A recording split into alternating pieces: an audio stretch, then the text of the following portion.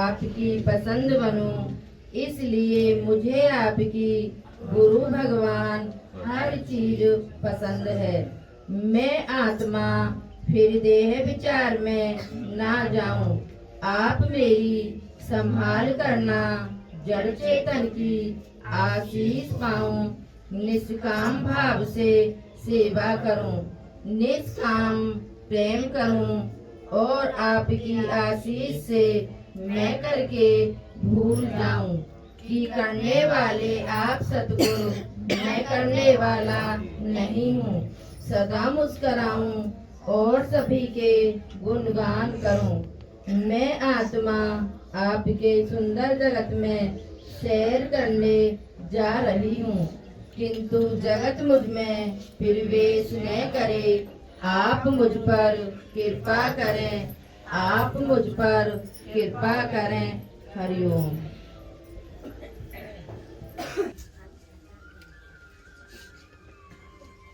मनुष्य ने अपना संबंध भगवान से हटाया, बस यही उसके दुख का कारण है।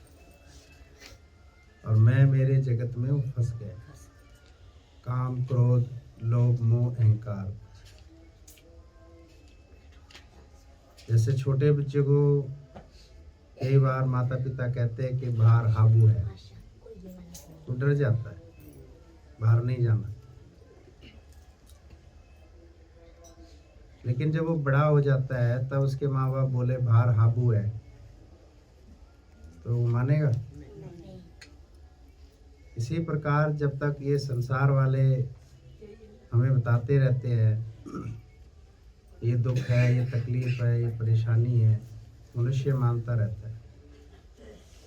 लेकिन जब गुरु हमें मिलते हैं तो वो हमें सच बताते हैं और हमारी सद्बुद्धि जागती है, विवेक जागृत होता है, हमारे ज्ञान चक्षु खुलते हैं और फिर हम दुखी नहीं होते, हम शांत रहते हैं। संसार वाले हाय अल्लाह नहीं करते, हम जैसे संसार में होता है ना, हम वैसे नहीं करते, हम प्रसन्न रहते हैं, हम अपनी अंतर आत्मा से खुश रहते हैं, हम जागृत अवस्था में हैं। तो गुरु मिलने से ये सबसे बड़ा फायदा है कि हम सुखी हो गए, सच जान गए और खुश है।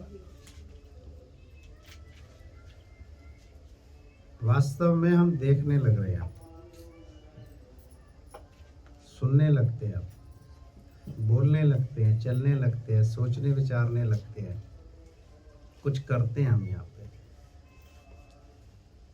उससे पहले हम अंधे, बहरे, गूंगे, कहाँ जा रहे हैं, क्या सोच रहे हैं, क्या विचार रहे हैं, इंसान को नहीं पता। बच्चा अपनी आंखों से खिलौना ही ढूंढता है, और उसकी जब और छोटी अवस्था होती है तो हर चीज़ को खिलौना ही मान लेता है, जबकि हर चीज़ खिलौना नहीं है। कि जैसे ही वो थोड़ा बड़ा होता है, 1.5-2 वर्ष का होता है, तो अब उसको पता होता है खिलौना कौन सा है, तो वो उसमें रमता है। वो दृष्टि से खिलौने को पकड़ता है। आप जब भी बालक को कहीं लेके जाओगे किसी के घर पे, तो और चीज़ों को नहीं देखता है, वो सिर्फ खिलौने को देखता है और उसको उठा लेता है। मम्मा ये ले जाऊं, ये तो मेरा है। फिर उसी घर में एक और बच्चा होता है, वो कहता नहीं ये तो मेरा है। फिर वो लड़ते हैं दोनों आपस में।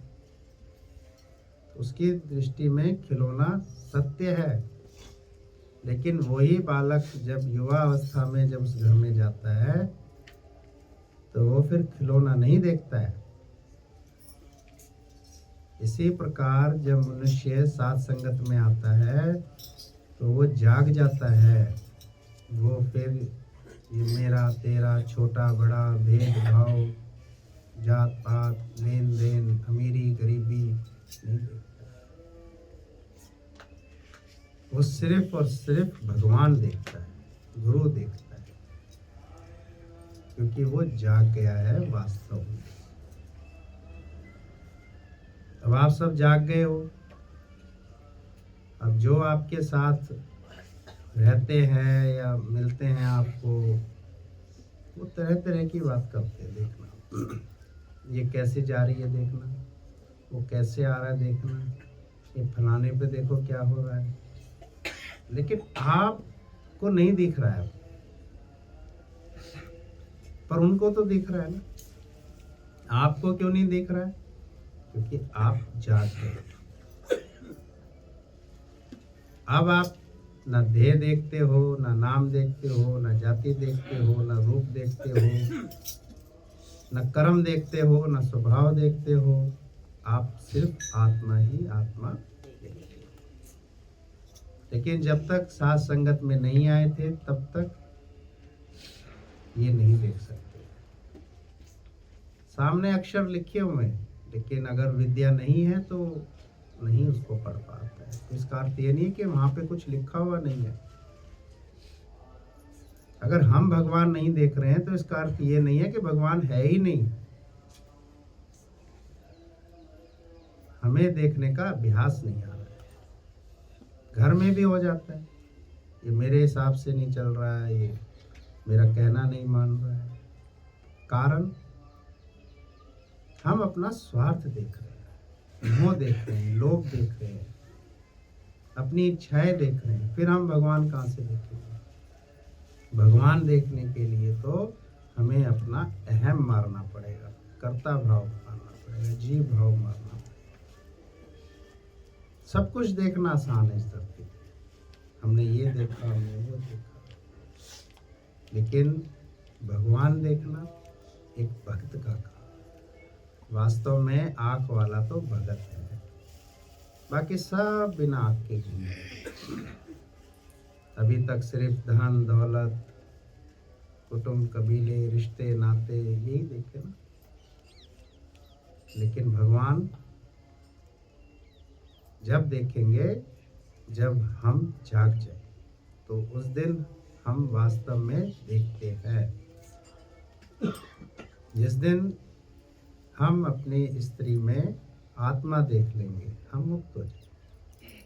हम अपने पति में, मर्द में आत्मा देख लेंगे, हम जाग जाएंगे कि ये आत्मा भी है, ये भगवान भी है, इसके अंदर में भगवान का अंश है।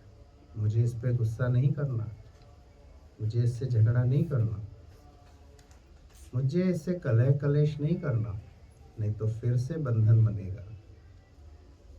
ये फिर कुछ बन के आएगा और फिर अपना हिसाब किताब मुझसे लेगा।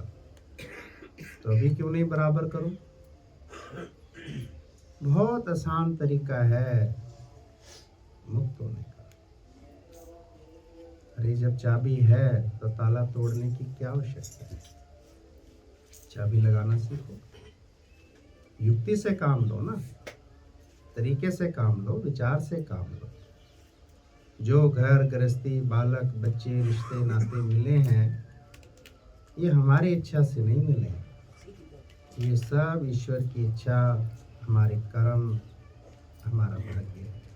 उन्हीं के साथ रहते हुए हमें कैसे रहना है, ये गुरु सिखाते हैं। लड़ना, झगड़ना, कलह कलेश करना, ये भक्त का काम है। भक्त बड़ी उदारता, करुणा और मिठास से रहता है, प्रेम से रहता है, क्योंकि वो जाग रहा है। स्त्री से झगड़ा क्यों हुआ? खाना समय पे नहीं मिला, सुख सुविधाएं नहीं मिली। कारण हमने अपना हक देखा, अपना अधिकार देखा। ऐसे ही पुरुष से भी झगड़ा हो रहा है, कारण हमने अपना पैसा, स्वार्थ देखा, अपना हक देखा। अगर हम वो सब ना देखकर सेवा देख लें, भक्ति देख लें, भगवान का भाव रख लें, लेकिन इसके लिए निरीच्छा होना पड़ेगा। अगर हम फिर से इच्छा, स्वार्थ सब रखेंगे उनके साथ, फिर बंधन बन जाएंगे। फिर वो बेटा बन के आ जाएगा, दामाद बन के आ जाएगा, बहू बन के आएगा, और फिर से अपने वो सब हक लेगा हमसे। अब जाग के देखो कि ये आत्मा है, कोई बुरा नहीं। स्वभाव को बदलना है। इंसान को कब तक बदलोगे? बदले ना दुनिया, बदल जाए हम, तो मिल जाए पूर्ण परमानंद। आज गुरु इतनी बड़ी दुनिया में सबके साथ रह सकते हैं, तो हमें जो भगवान ने परिवार दिया है, व्यवहार से रहो, आचरण से रहो, अपने आप को नीमा और झुका के रखो। यही भक्त का तप होता है। जहां भी वो रहे, अपने आप को गुम करके रहे। अगर वो अपने आप को गुम नहीं करेगा, तो बार बार गर्भ में पहुंचेगा, क्योंकि उसे अपना हिसाब देना ही पड़ेगा। बिन भोगे छोटे नहीं, कर्म गति अति बलवान। चाहे शरीर का भोग भोगो, चाहे रिश्ते नातों का भोग भोगो, आखिर कब तक चलता रहेगा ये आखिर कब रुकेगा? जब हम रोकना चाहेंगे तो आया है जगत में जो भी, उसे यहाँ से जाना होता है। हमारे हिसाब से कुछ भी नहीं होगा, सब कुछ ईश्वर के हिसाब से होगा। इसलिए गुरु कहते हैं, सही देखना शुरू करो। हम सही तरीके से देखेंगे तो समझ में आएगा कि भाई बंधु, ये कुटुंब कबीले सिर्फ सेवा और प्यार है, इसके अलावा कुछ भी नहीं। लेकिन हम मनुष्य अपने सुख, स्वार्थ, लोभ, मोह में ऐसे जकड़ जाते हैं कि फंस जाते हैं। इंसान तो भले ही चला जाता है, लेकिन हम उस मोह बंधन में फंसे रहते हैं। सबसे पहले तो ये समझ लो कि बंधन में हो या नहीं हो, उसका टेस्ट करो, तभी पता चलेगा कि बंधन का रोग हमारे जीवन में है या नहीं है। शरीर के रोग नहीं, विचारों के, मन के रोग जो है, उसका टेस्ट करो खुद कि अगर मेरा किसी ने कहना नहीं माना तो क्या मुझे गुस्सा आता है, मुझे झुंझलाहट आती है, मैं अपनी हक हुकूमत जमाता हूँ? अगर ये सब नहीं हो रहा है तो यानी बंधन नहीं है। कोई हमारे अनुसार नहीं चल रहा है। खाना खा रहे हो, किसी ने थाली उठा ली, ठोकर मार दी, नहीं खाना दिया, तो भी खुश रहो, तो भी प्रसन्न रहो। ये भक्त का फर्ज होता है, ये उसे निभाना होता है यहाँ पर, क्योंकि उसे सही समझ आ गई है कि अपमान है ही नहीं, क्योंकि मैं आत्मा हूं और आत्मा का मान ये क्षीण भंगुर संसार नहीं कर सकता, क्योंकि उसको पता ही नहीं है। वो तो धन दौलत वालों का करता है, ओहदे पद वालों का करता है, बड़े बड़े रसूखदारों का करता है, लेकिन वो आत्मा का मान नहीं करता तो अपमान कहाँ से कर देगा।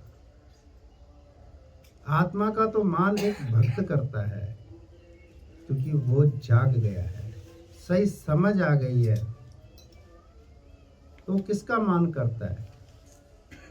उसका प्रत्यक्ष प्रमाण हम साथ संगत में देखते हैं कि गुरु हमारा किस चीज का मान करता है। यहाँ पर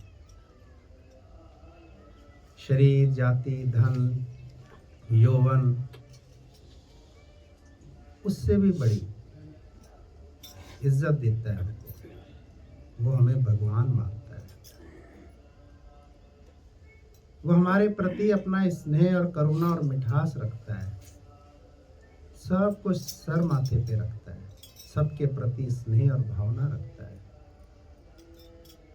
सबके अंदर में उस भगवान के अंश को ही देखता है, क्योंकि गुरु पूर्ण जागृत है।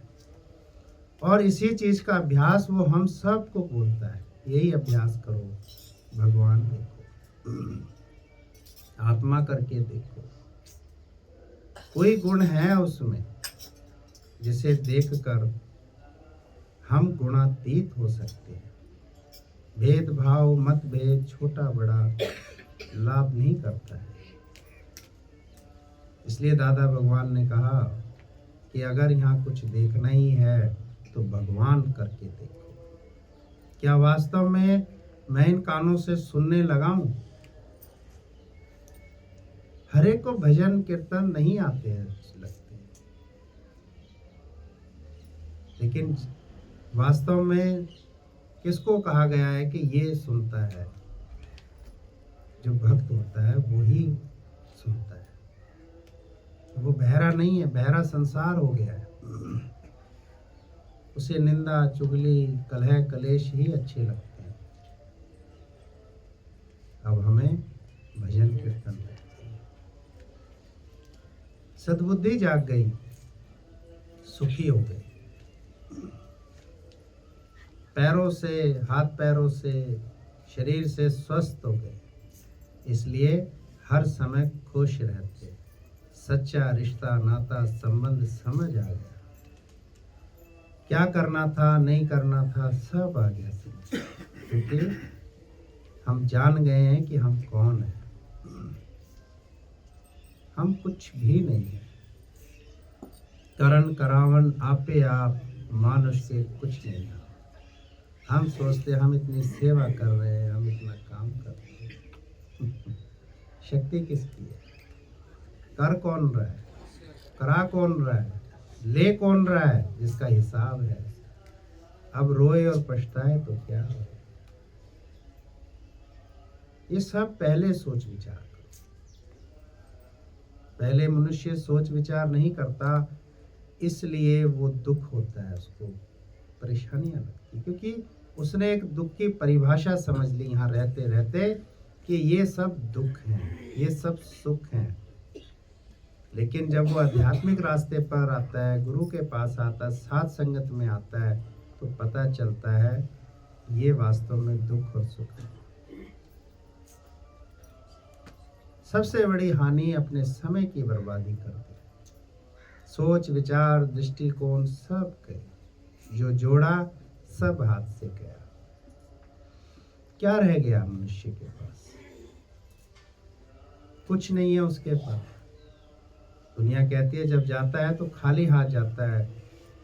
संत महात्मा पुरुष कहते हैं तो वो होता भी तो खाली हाथ है, खाली अपनी बुद्धि में भर के बैठा हुआ है, मेरा इतना है, तेरा कुछ भी नहीं है।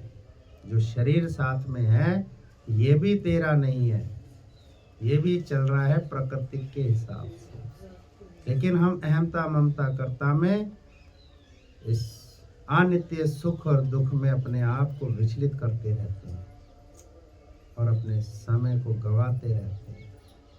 ये दुख है, ये तकलीफ है, नहीं है। जाके तो देखो, चेतना तो जगाओ, भक्ति और सुमरन में अपने आप को रमा दो। कुछ भी सोच विचार मत करो, क्योंकि सब कुछ पहले से बना हुआ है। कुछ भी कर लो, लाख यतन मनुष्य कुछ भी कर ले, लेकिन होता वही है जो लिखा हुआ है। बहुत कोशिश करी परमपिता परमेश्वर भगवान प्रभु श्री कृष्ण जी ने युद्ध ना हो, लेकिन व्यास गुरु जब भी आते थे और वो मुस्कुराते थे, भगवान उनको देखते थे, व्यास जी उन्हें देखते थे। भगवान ने कहा मैं आखिरी तक कोशिश करूंगा, लेकिन व्यास गुरु ने कहा सब लिखा हुआ है और आप जानी जाननहार हैं, आपको भी पता है जो होना है वो होएगा ही होगा। क्या हाथ में हमारे? कुछ भी नहीं है, लेकिन अहंकार में हमने पकड़ा हुआ है। छोड़ दे मुसाफिर डोरी, छोड़ के तो देख उदासी मन, तो काहे को घबराए। हर एक अपना अपना ऋण चुका रहा है यहाँ पर, किसी भी तरीके से चुकाए, उसे चुकाना ही पड़ेगा। हर एक अपना अपना ऋण ले रहा है।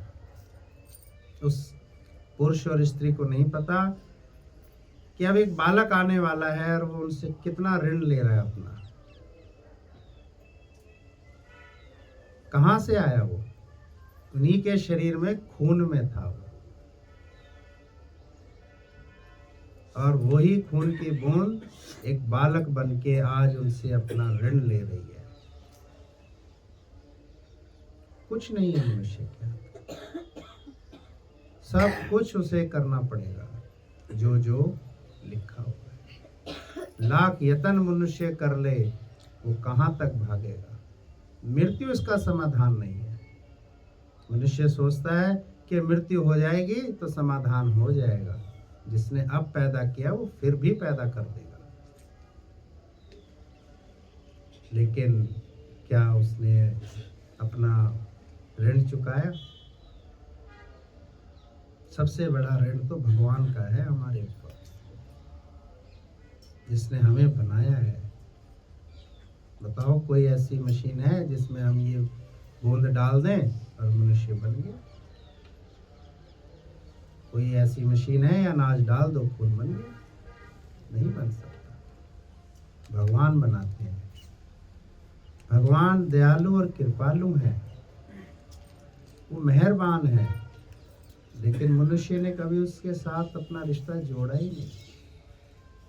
ना मोह रखी, ना ममता रखी, ना आसक्ति रखी, कुछ नहीं रख रहा है वो भगवान। सिर्फ स्वार्थ रखता है और अपने इस अनित्य संसार को ही ठीक रखना चाहता है, जबकि ये ठीक है। अगर हम भगवान हो तो क्या हम दुखी होंगे?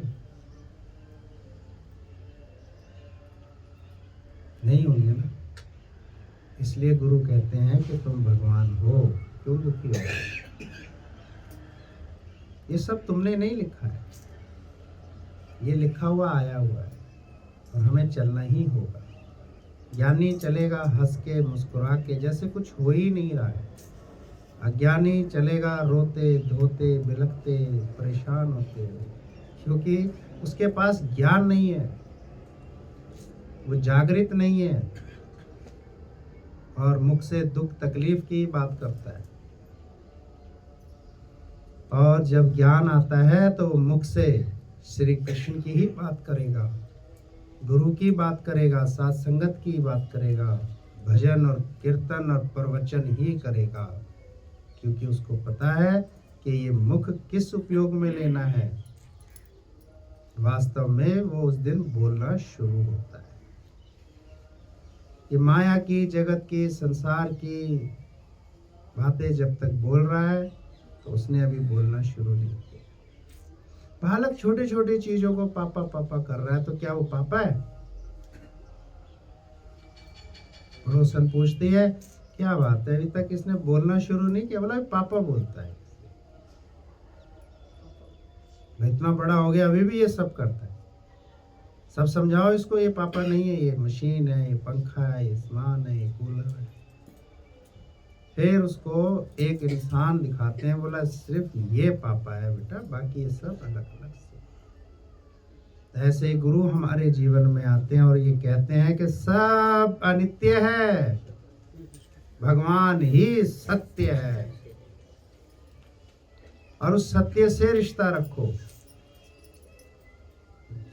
तो हम सुखी हैं, नहीं तो इस धरती पे दुख ही दुख है, तकलीफ ही तकलीफ है, कष्ट ही कष्ट है, परेशानी पैसा इसका निवारण नहीं है, नौकरी ओहदे पद इसका निवारण नहीं हो सकता, शादी ब्याह भी इसका निवारण नहीं है।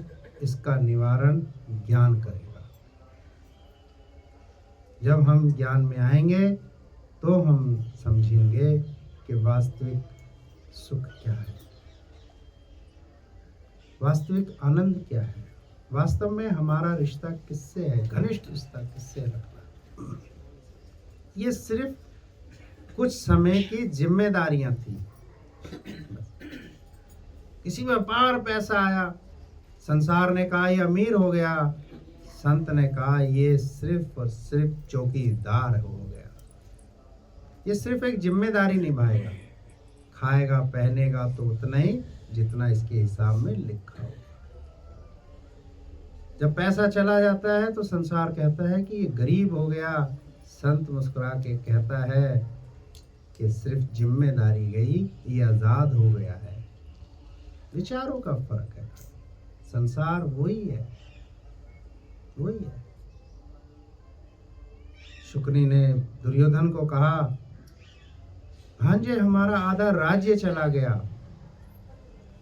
कर्ण ने कहा, मामा श्री ये भी तो सोच लो कि आधा राज्य आ गया। लेकिन कौन समझाए, अच्छा भला जीवन इंसान का भगवान का बना हुआ है, वो इस अनित्य संसार में बिलखता रहता है, परेशान। किस चीज का निवारण करना, क्या हल है? यहाँ है ही नहीं समस्या। हमें तरह तरह की समस्याएं बताते हैं, हम कहते हैं है ही नहीं। तुम जाग जाओ ना,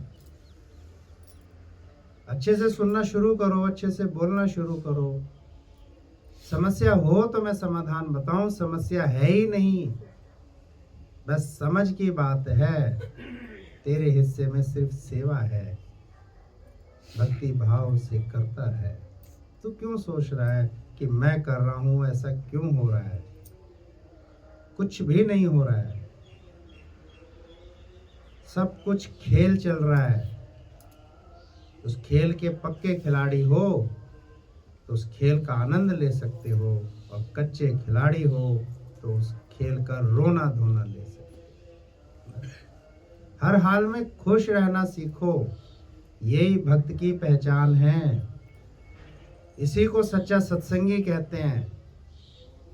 ये ज्ञान किसी और को मत दो, ये ज्ञान अपने लिए रखो। जब दुख लगे तो इसका इस्तेमाल करना, शांत रहोगे।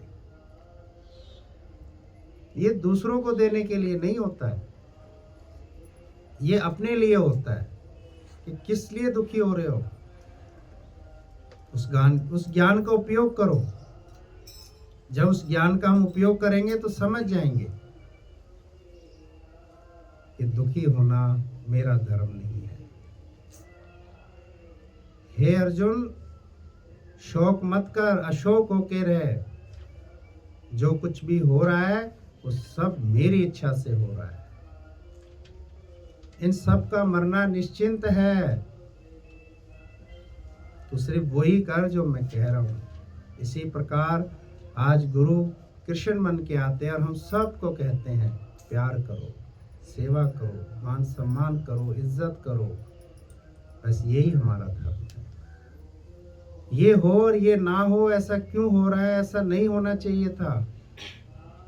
प्रकृति के विरुद्ध हम नहीं जा सकते। विधि का विधान बना हुआ है, सब कुछ बना हुआ है। और जो समझ जाता है, जागृत अवस्था में आता है तो खुश रहते हैं। नहीं तो कहाँ से आप सुखी करोगे इंसान? हो ही नहीं सकता। सब कुछ दे दो तो भी नहीं हो सकता। जब स्वस्थ थे, सब कुछ ठीक था, तब क्या था? जब वो थे तब क्या था? वो चले जाएंगे तो क्या हो जाएगा? हम नहीं जाएंगे क्या? चलता रहेगा ये सिलसिला। लेकिन अब हम वहां जाएंगे जहां से आए हैं, वहां जाएंगे। अब किसी गर्भ में नहीं लटकेंगे जाके। अब हम वहीं जाएंगे जहां से आए हैं, क्योंकि हम मेहनत कर रहे हैं, पुरुषार्थ कर रहे हैं। हम अपना दृष्टिकोण और विचारधारा को बदल रहे हैं, अपनी अहमता, ममता और कर्ता को बदल रहे हैं, अपने विषय विकारों को हटा रहे हैं। हम सतगुरु के चरणों में जाकर अपनी हस्ती को गुम कर देंगे। और ये बार बार आवागमन का जो सिलसिला चल रहा है, ये बार बार सुख दुख, लाभ हानि, जन्म मृत्यु जो मनुष्य को हताशित कर देती है, उससे छूट जाएंगे। क्योंकि गुरु ने हमें जगा दिया है और बता दिया है कि जाग रे मुसाफिर इस भूल भुलैया की दुनिया से, किस और तेरी मंजिल है वो तू जा। हम सब की मंजिल भगवान है, उसके सिवा कुछ नहीं है।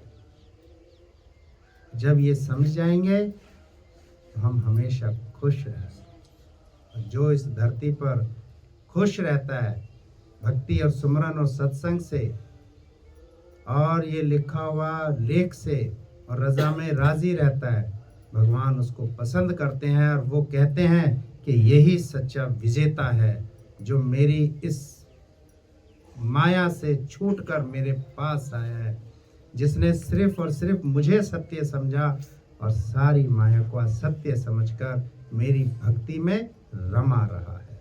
हे अर्जुन, ऐसी आत्मा मेरे हृदय में निवास करती है और उसके आवागमन का अंत हो जाता है। शुक्रिया।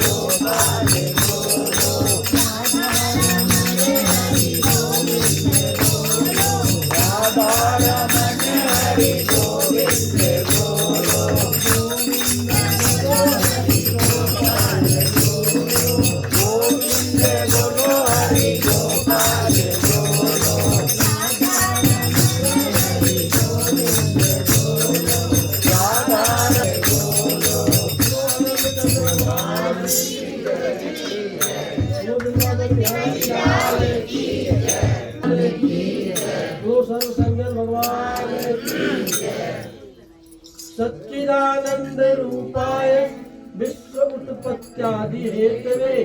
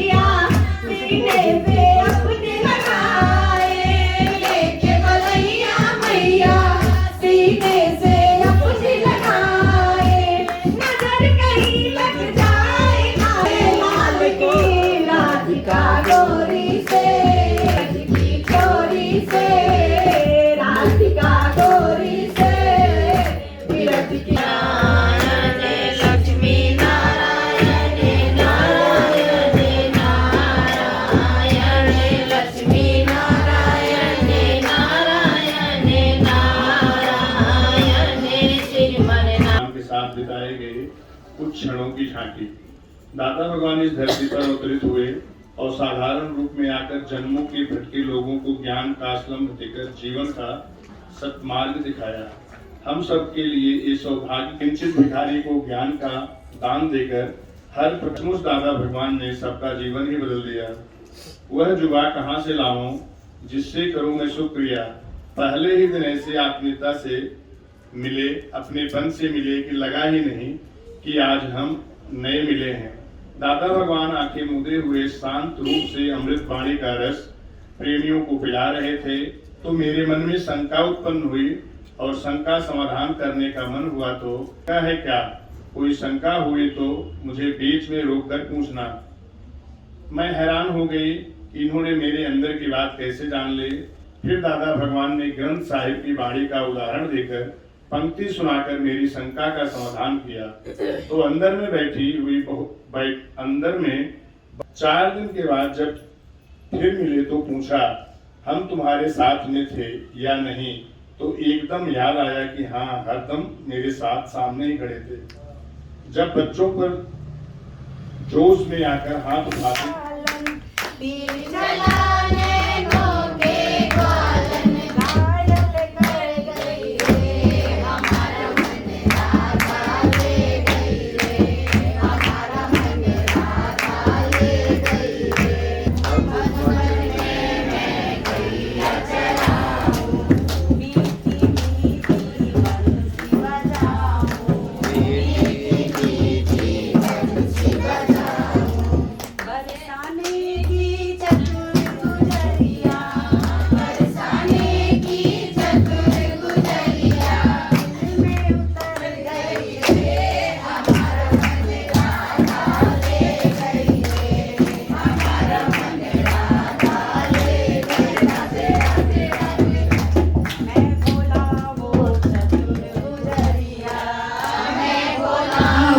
चतुर गुजरिया, एक दिन मेरी प्यार, एक दिन